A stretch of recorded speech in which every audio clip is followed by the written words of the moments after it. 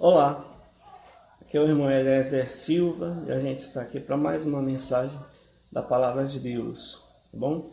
A paz do nosso Senhor Jesus Cristo seja com todos. Irmão, a gente vai trazer uma mensagem hoje que se chama Quando Deus mexe com nossa estrutura, né? Quando Deus mexe com nossa estrutura. Tem até aquele hino famoso lá do Regis Danés que fala: mexe com minha estrutura, sara todas as feridas. Deus pôs no meu coração a gente falar um pouco sobre isso, né? Quando Deus mexe com a estrutura de alguém. E quando Deus mexe com a estrutura de alguém, nem sempre é bom.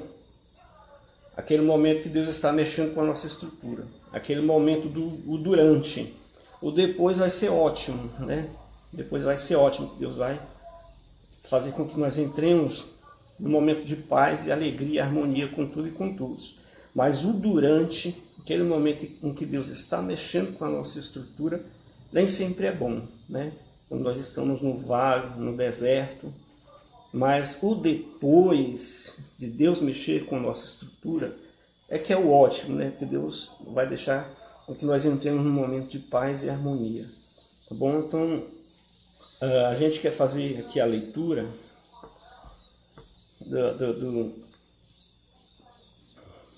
na palavra. Queria que os irmãos pegassem a sua Bíblia aí, tá bom? Pega aí no smartphone, o seu smartphone, que a gente vai fazer essa transição aqui para a honra e glória do nosso Senhor e Salvador Jesus Cristo, certo, irmãos? Louvado e glorificado seja o nome do Senhor para sempre. Então vamos lá para o livro de Gênesis. Vamos ver lá. Desculpa, Êxodo, tá bom? Êxodo. Vamos lá para o livro de Êxodo. Moisés foge para Midian, capítulo 2 de Êxodo, versículo 11. A partir do 11, olha, o episódio que fala que Moisés fugiu para Midian, né? Pega aí o seu smartphone, acessa aí a Bíblia, que você encontra mais rápido. Segundo livro da Bíblia, no Antigo Testamento, capítulo 2, e a partir do versículo 11. Vamos acompanhar? Naqueles dias, sendo Moisés já grande, saiu a ter com seus irmãos e atentou para as suas cargas. Ele viu que um egípcio feria a um hebreu dentre seus irmãos. 2. Olhou de uma a outra banda e, vendo que ninguém ali havia, matou o egípcio e escondeu-o na areia. Tornou a sair no dia seguinte e viu 2 hebreus que contendiam. Perguntou ao culpado: por que feres o teu próximo? O homem respondeu a Moisés: quem te pôs por príncipe e juiz sobre nós? Quer matar-me como tu mataste o egípcio? Então, naquele momento, Moisés temeu e disse: certamente fui descoberto. Então, a partir daquele momento, Moisés fugiu, né? Fugiu para o deserto de Midian, né? Fugiu da sociedade, se afastou do meio social, porque ele temeu. Moisés era hebreu, tinha sido criado no palácio de Faraó, pela filha de Faraó, foi criado como egípcio. Mas Deus resolveu usá-lo, foi assim que Deus resolveu usá-lo para que ele libertasse o povo, tirasse o povo do Egito. Então, a partir daquele momento, Deus começou a preparação de Moisés para tirar o povo de Israel do Egito. Então, quando ele fugiu para o deserto, Moisés era um rapaz totalmente tímido, né? Não sabia falar direito. Deus disse: Moisés, vou te usar para tirar o meu povo da terra do Egito. Então ele falou: Senhor, eu não sei nem falar, eu sou pesado de língua. Como é que tu vais me usar para tirar esse povo da terra do Egito? Então o Senhor falou: quem fez a língua não fui eu? Quem criou a língua não fui eu? Quem criou a língua não fui eu? Eu colocarei as minhas palavras na tua boca. Então, a partir daquele momento, houve uma transformação muito grande, né, na vida de Moisés. Né? De rapaz muito tímido, que não sabia falar, o Senhor ia começar a prepará-lo para tirar o povo da escravidão do Egito. Né? Deu uma chacoalhada, uma mexida na estrutura de Moisés, que foi o que ocorreu. Então, olha o que ocorreu na vida de Moisés, de um rapaz totalmente tímido, que não sabia falar, não sabia se expressar. Deus fez uma transformação na vida dele, né? A ponto de ele chegar no palácio de Faraó e começar a transmitir as coisas que o Senhor falava, né? com grande autoridade. Então, a partir daquele momento, é que ele fugiu para o deserto de Midian. Ali foi algo preparado por Deus, para que ele realmente fugisse, passasse por aquela experiência do deserto, para voltar mais forte, para tirar o povo de Israel do Egito.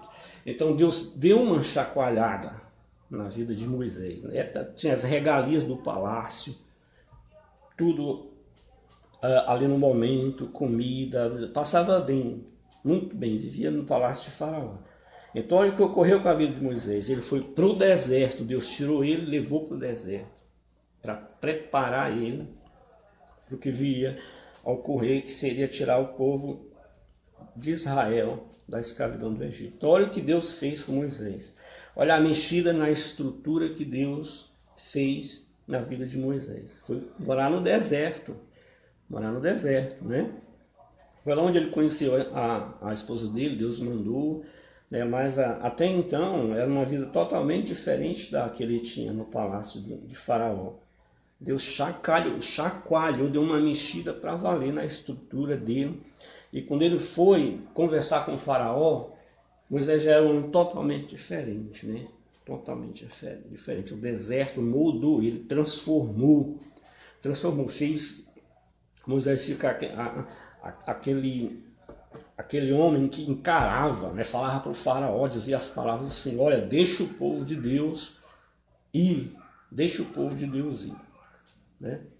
Enquanto antigamente ele era um jovem totalmente diferente, tímido, pesado de boca e de língua. Então Deus transformou ele totalmente, deu aquela mexida na estrutura. Então o que eu estava falando, quando Deus mexe na nossa estrutura, o durante nem sempre é bom. Aliás, na maioria das vezes o durante não é bom, quando Deus está mexendo com a nossa estrutura. Né? Quando Deus está mexendo, o durante não é bom, mas o depois vai ser bom, porque Deus vai fazer cessar todo o problema, toda coisa ruim, vai fazer com que nós entremos num momento de paz, de harmonia, de alegria com a presença do Espírito Santo. Foi o que ocorreu com Moisés quando ele tirou o povo do Egito. Né? Tirou o povo do Egito e Deus deu o local para que o povo de Israel não ficasse vagando como antes, o espaço da terra prometida.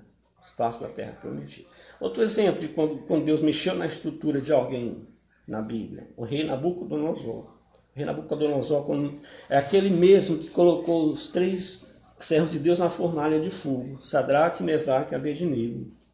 Jogou os 3 na fornalha de fogo. Né? E Deus não deixou com que eles fossem mortos pelo fogo. Então, a partir daquele momento, o rei Nabucodonosor ele reconheceu que havia um Deus todo-poderoso, porque ele servia a falsos deuses. Então, quando ele se vangloriou dizendo: essa não é a grande Babilônia que eu criei com a minha força, com o meu poder, né, com os meus escravos, né, se vangloriando do que tinha. E Deus disse: olha, a partir de hoje, Deus falou diretamente, né? Ainda estava a palavra na boca dele quando veio a do Senhor e disse: olha, a partir de hoje o reino não é mais teu. Muitas pessoas sabem o que ocorreu com o rei Nabucodonosor. Ele foi lançado no mato, as unhas passaram a crescer, os pelos, os cabelos, e ele não podia mais viver no meio social. Então, olha a mexida na estrutura que Deus deu no rei Nabucodonosor. Mexeu com a estrutura dele. De uma vida regada no palácio de rei, foi morar no mato, parecendo um bicho, se alimentando de ervas, porque não glorificou o nome do Senhor. Mas o que a Bíblia relata? Que a partir do momento que ele passou a glorificar o nome de Deus, Deus restituiu o reino para ele, para o rei Nabucodonosor. Mas ele passou por um bom período morando no mato naquela situação. Não podia mais viver no meio social. Porque vangloriou-se a si mesmo, não deu toda a honra e glória ao nosso Senhor, Deus criador de todas as coisas. Então Deus disse: Nabucodonosor, vou mexer com a tua estrutura. Eu vou mexer com a tua estrutura. Né? Do palácio para a floresta, para o mato, parecendo um bicho se alimentando de ervas. Olha que mexida na estrutura. Olha como Deus mexeu com a estrutura do rei Nabucodonosor. Bom, nós temos um outro exemplo aqui, que é o do profeta Jonas. A cidade de Nínive estava em grandes pecados, e o Senhor falou: Jonas, vai pregar na cidade de Nínive para o povo se arrepender, porque o pecado daquela cidade subiu até mim. E ele fez o que, irmãos? Muitos irmãos já sabem, os que não sabem a gente vai falar agora. Ele fugiu da presença do Senhor, encontrou um navio que ia para a cidade de Tarsis. Eu não vou pregar o evangelho do Senhor, não vou pregar a palavra do Senhor. Eu vou fugir, vou entrar num barco aqui. Entrou num barco que ia para a cidade de Tarsis. E no caminho, né, enquanto o barco estava navegando, Deus mandou temporais, ondas fortíssimas, que os homens daquele barco ficaram: por que está isso acontecendo? Cada um clamando ao seu Deus, né? Jonas servia ao Deus verdadeiro. Eles disseram: por que está ocorrendo isso? O profeta Jonas falou: é porque eu estou aqui, é por causa da minha presença. Se me jogarem no mar, tudo isso vai passar. Então, eles não queriam fazer isso, mas realmente tiveram que fazê-lo, porque a ira de Deus estava tão grande que o barco ia afundar, né, a ponto de matar todos. Então eles tiveram que jogar o profeta Jonas. Então, ao jogar, o Senhor fez com que um grande peixe, a Bíblia não relata que tipo de peixe é, né, provavelmente baleia, tubarão, engolisse o profeta, né, mas que ele fez com que ele permanecesse vivo lá no ventre do peixe. Então, Jonas clamou ao Senhor, pedindo misericórdia ao Senhor. E o Senhor fez com que o peixe vomitasse ele na água rasa, né, próximo à praia. Então, olha o que Deus fez com o profeta Jonas. Olha como Deus mexeu com a estrutura do profeta Jonas, né?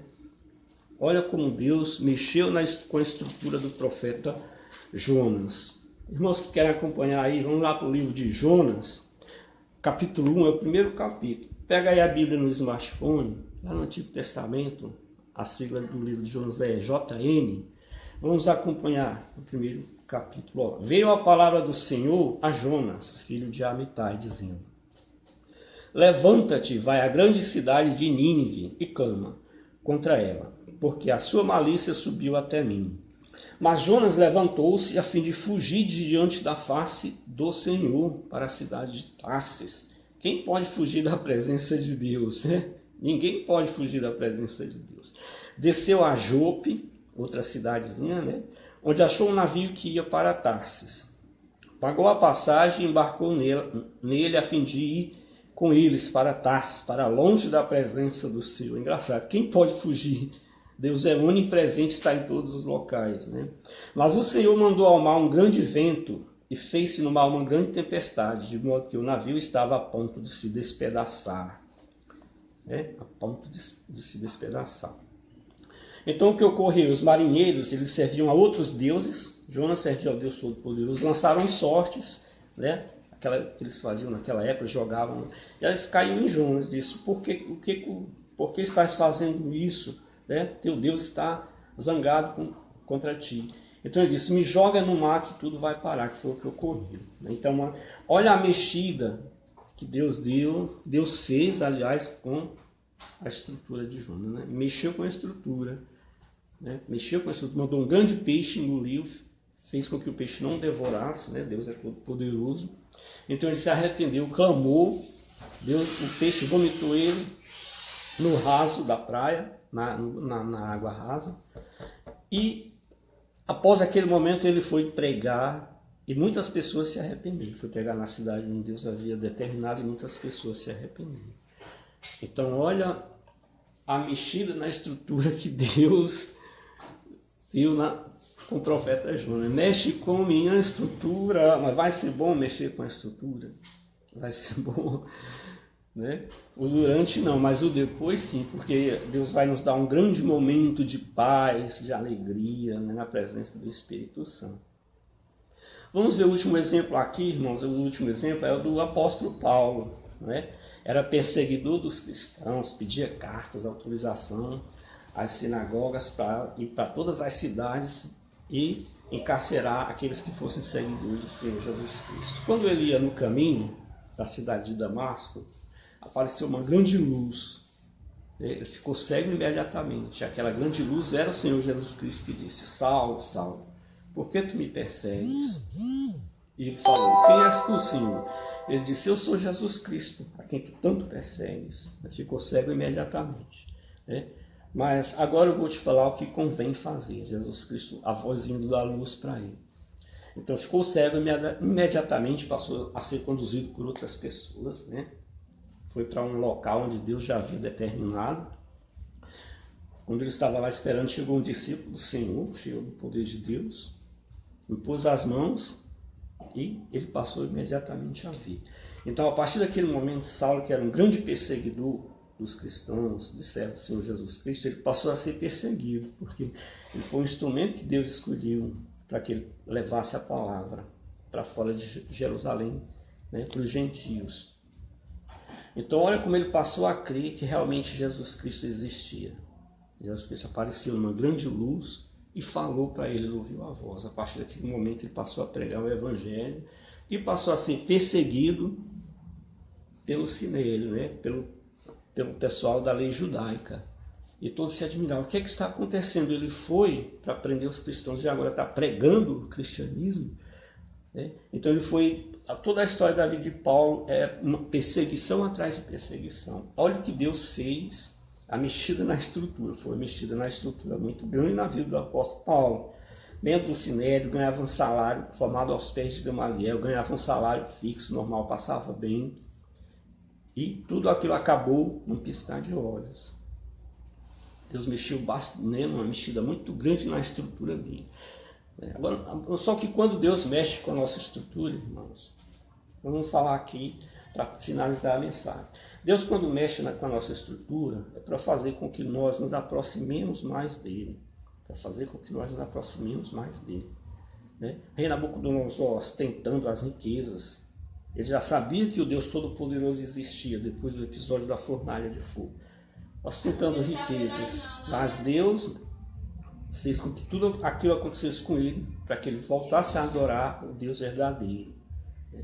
O episódio de Paulo também perseguiu os cristãos. Após o episódio no qual ele ficou cego, né, ele passou a conhecer qual é o verdadeiro Deus e adorar o Deus de verdade, a maneira certa de adorar o Senhor, que é por meio do nosso Senhor Jesus Cristo, né? E nos nossos dias, quando Deus mexe com a estrutura de alguém, às vezes a pessoa está presa, atarefada com os problemas da vida, pensando em ganhar dinheiro, ficar rico, ter mais e mais, e passa a colocar essas coisas no coração, e Deus fica em segundo plano. Às vezes Deus dá uma mexida, uma chacoalhada na estrutura daquela pessoa, para dizer: olha, as coisas celestiais em primeiro lugar, depois as coisas materiais. Quando Deus mexe com a nossa estrutura, é para fazer com que nós nos aproximemos mais dele, é porque tem um caminho errado que a gente está começando a seguir, que está nos separando de Deus. Então Deus dá aquela chacoalhada, aquela mexida, para a gente retomar o caminho certo. Bom, vamos terminar essa live aqui, essa mensagem.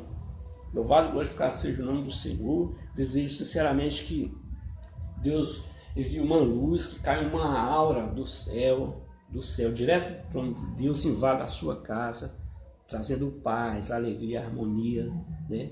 Presença do Espírito Santo, trazendo cura, libertação, trazendo a solução dos problemas para a sua vida. Esses problemas não são resolvidos assim, no piscar de olhos, mas a paz, a harmonia, a alegria que Deus traz, ela nos ajuda a seguir em frente, no nome do Santo do Senhor Jesus Cristo. Amém? Vamos fazer a oração de cura e libertação. Tem alguém da sua família muito doente? Nós amamos nossos entes queridos, né? Põe a mão no coração, pensa na pessoa, se não for você. Vamos fechar os olhos e orar por ela. Deus vai, né? Jesus Cristo é o mesmo ontem, hoje e sempre. Vamos colocar a mão aqui. Coloque sua mão também no ar, vamos orar. Pai Santo, Deus de honra, Deus de glória, força e Deus de poder. Senhor, Jesus Cristo é o mesmo ontem, hoje e sempre. Ele, Senhor, continua efetuando as mesmas curas e libertações da época em que esteve no nosso meio. Então, para a honra e glória do teu santo nome, eu não sei o que é que esta pessoa tem, mas doenças físicas, doença da alma, depressão, doenças do espírito, elas vão cair por terra nesse momento, Jesus. Tu já está começando a efetuar a cura de doenças do corpo, da alma e do espírito. Pai Santo, nós decretamos, para a honra e glória do teu santo nome, esta pessoa curada, já com um alívio muito grande, sorriso no rosto, Senhor. Nós a amamos e queremos ver ela bem, com uma melhor qualidade de vida. Nós cremos que tu já efetuaste esta cura para o teu nome ser glorificado, Senhor Jesus Cristo. Em nome do Pai, do Filho e do Espírito Santo. Amém. Então, irmãos, essa foi a live de hoje, né? Deus mexe com a nossa estrutura quando nós estamos no caminho errado, para que nós voltemos para o caminho certo, passe a glorificar o nome dele, em nome de Jesus. Bem? A paz do Senhor Jesus seja com todos, fique com Deus, em nome do Senhor Jesus Cristo.